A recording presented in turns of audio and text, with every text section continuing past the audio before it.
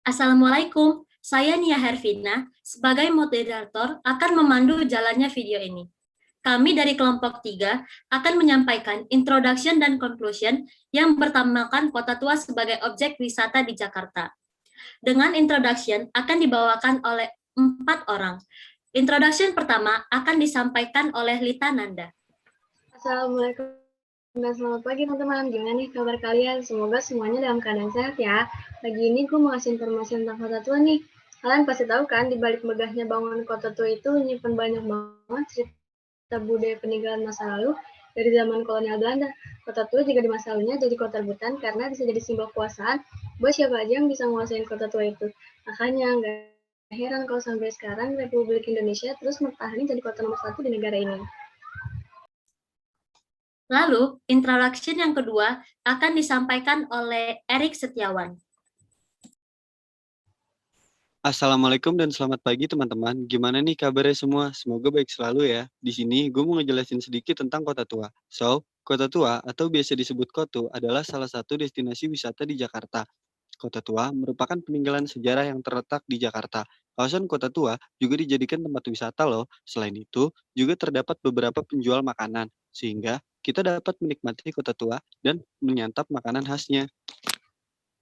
Kemudian, introduction yang ketiga akan disampaikan oleh Safira Maharani. Assalamualaikum warahmatullahi wabarakatuh. Selamat pagi teman-teman. Gimana nih kabar teman-teman pagi hari ini? Gue harap kalian semua dalam keadaan sehat ya. Di sini gue mau ngasih informasi nih ke kalian semua tentang Kota Tua. Yang pertama, gue mau ngebahas tentang sejarah Kota Tua itu sendiri. Yang kedua, gue mau ngebahas tentang hal menarik apa sih yang ada di Kota Tua, mulai dari kegiatan apa yang dapat kita lakukan di sana, dan juga apa yang dapat kita lihat serta kita temukan di sana. Nah, yang terakhir, gue mau ngebahas tentang manfaat apa aja sih yang bisa kita dapat setelah kita mengunjungi Kota Tua. Lalu, introduction yang keempat akan disampaikan oleh Agnes Aspa. Assalamualaikum, selamat pagi teman-teman. Gimana nih kabar kalian pagi ini? Gue harap sih dalam keadaan baik semua ya.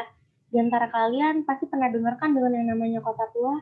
Kalian tahu nggak sih, menurut data dari Kementerian dan Pendidikan Republik Indonesia, Kota Tua merupakan salah satu kawasan dengan museum terbanyak loh di Indonesia. Nah itu gue juga mau ngebahas tentang sejarah Kota Tua, hal yang menarik serta manfaat apa saja yang kita dapatkan ketika kita mengunjungi Kota Tua. Lalu, conclusion akan dibawakan oleh 3 orang. Pertama akan dibawakan oleh Rizky Aulia. Jadi, Kota Tua dulunya sebagai tempat pusat pemerintahan sekaligus perdagangan VOC.